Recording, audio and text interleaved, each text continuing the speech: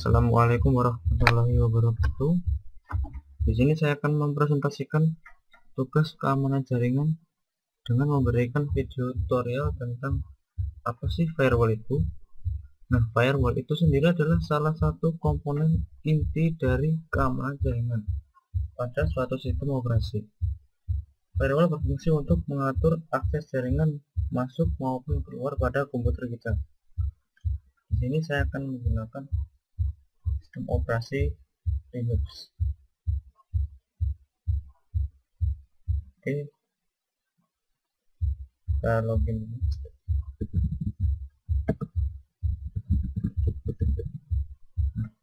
Sistem operasi Linux ini saya menginstalnya di dalam VirtualBox.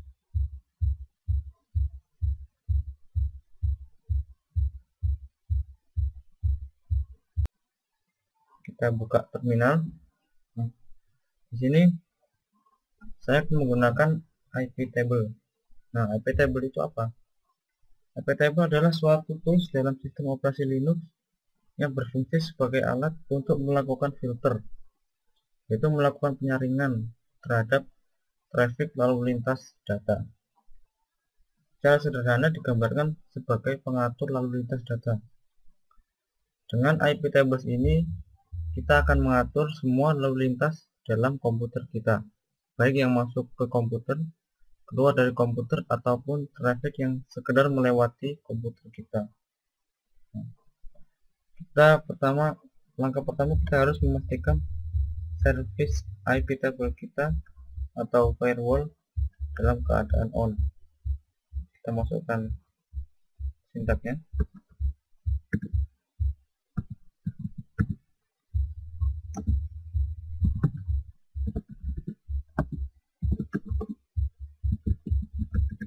Oke.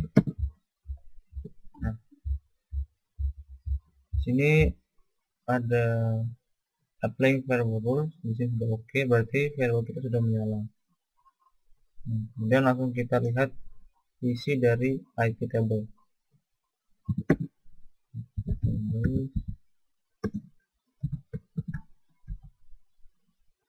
Nah, di sini ada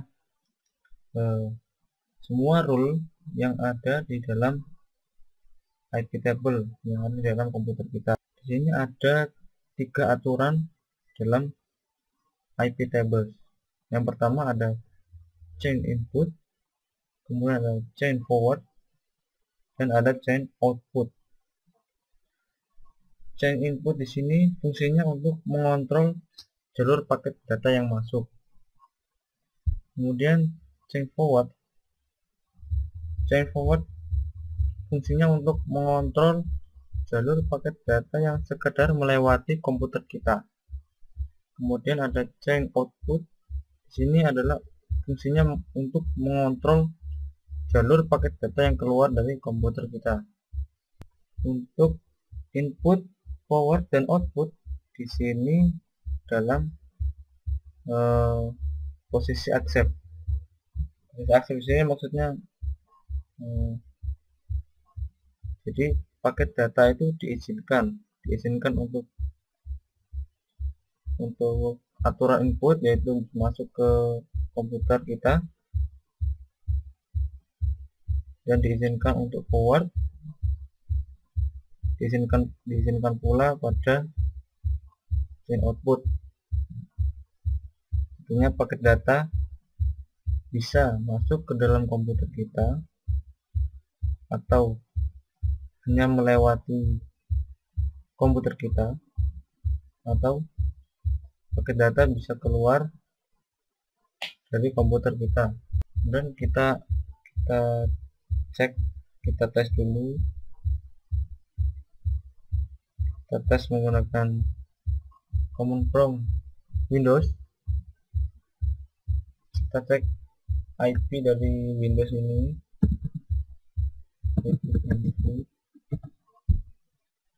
Nah, di sini,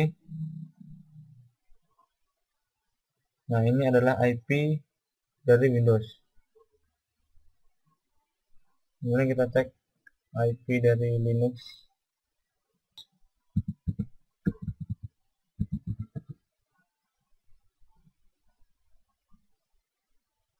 Nah, ini adalah IP Linux, IP Linux. Nah, kemudian kita mencoba untuk ping. Kita coba ping ke Windows, IP Windows.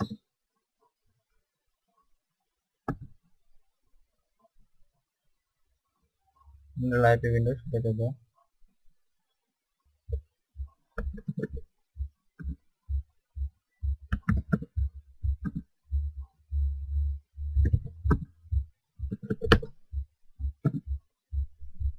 Nah, dari IP Windows di sini tertulis ada 6 paket yang dikirim ke IP Windows, ke komputer Windows, dan semua paket berhasil diterima. Kemudian kita coba pada Windows untuk mengirim paket data ke Linux.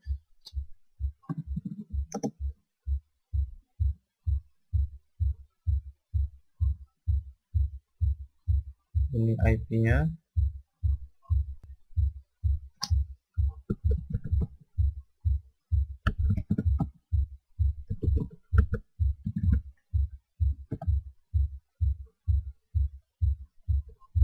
Oke. Ada 4 paket yang dikirim dan semuanya diterima oleh Linux. Kemudian bagaimana jika kita mencoba untuk menutup semua port yang ada di komputer Linux?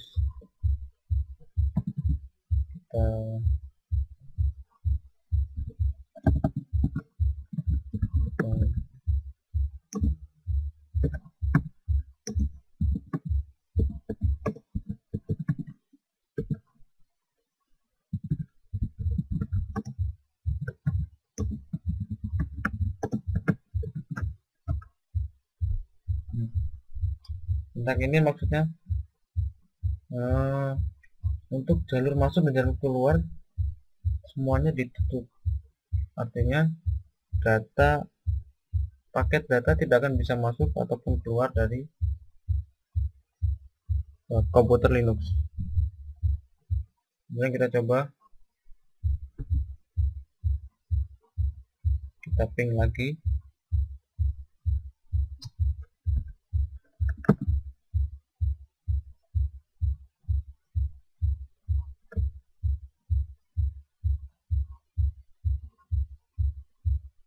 Nah, hasil yang keluar di sini adalah request timeout, dan artinya paket yang dikirimkan dari komputer Windows ke komputer Linux semuanya tidak terkirim.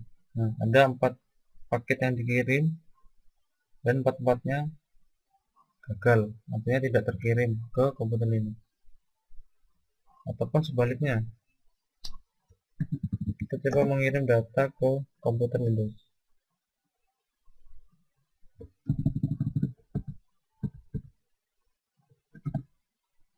Nah, karena semua portnya ditutup, maka komputernya tidak bisa mengirim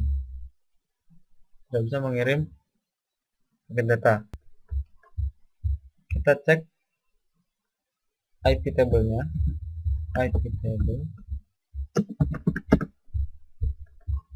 Di sini IP table input dan output telah berubah menjadi drop.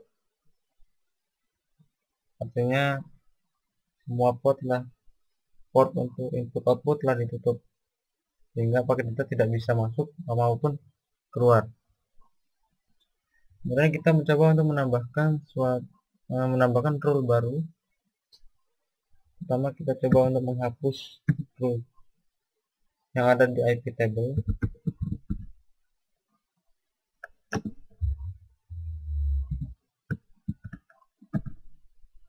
Oke, kemudian kita cek. Nah, di sini rule-nya sudah kosong. Misalkan semua traffic di blok, chain input pada posisi drop, chain forward posisinya drop, chain output juga drop, maka semua paket data tidak akan bisa masuk keluar maupun di forward, sehingga pengguna tidak akan bisa melakukan komunikasi satu sama lain. Nah, untuk memungkinkan pengguna melakukan komunikasi melalui jaringan, maka kita harus membuka port tertentu untuk komunikasi. Misalnya, untuk memungkinkan akses port 80 pada firewall, kita tinggal menambahkan rule. Kita tambahkan rule.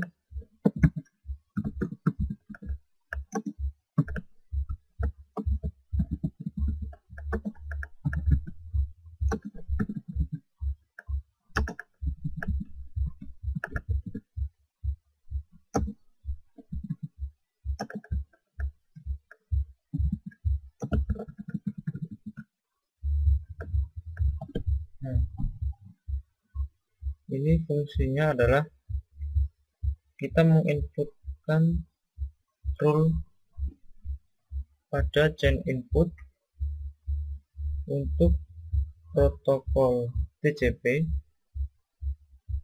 pada port 80, dan -j accept ini jam accept, artinya diperbolehkan. Kemudian kita cek.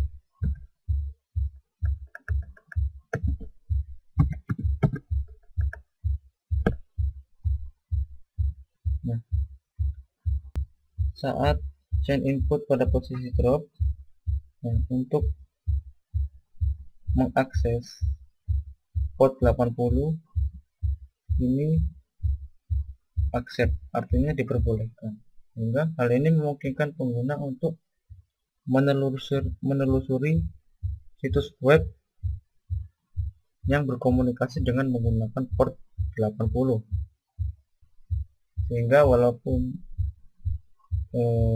chain input ini drop, pengguna tetap bisa browsing melalui browser. Atau misal kita ingin menginputkan rule yang lain, tapi hanya khusus untuk IP komputer tertentu, kita bisa langsung ketik saja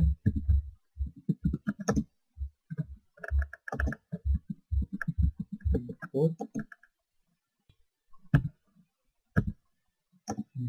s, kemudian untuk IP komputernya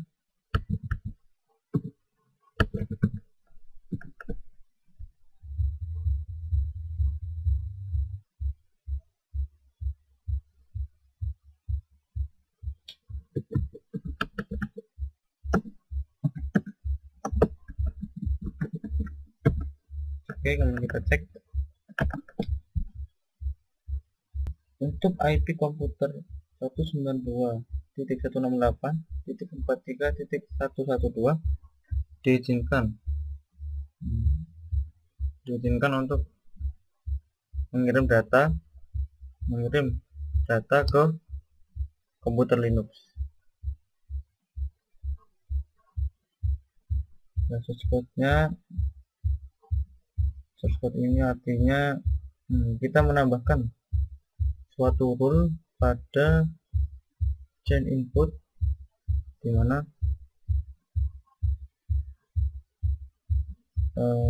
semua data, semua source dari IP komputer ini di jam accept, artinya diperbolehkan, hingga komputer pada IP ini bisa mengirimkan data pada komputer Linux ini.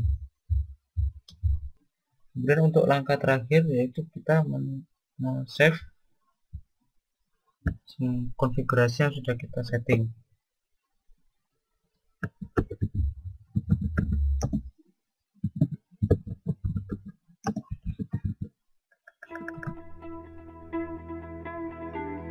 Oke, semua settingan sudah kita lakukan tadi, sudah di save. Oke, sekian presentasi dari saya. Wassalamualaikum warahmatullahi wabarakatuh.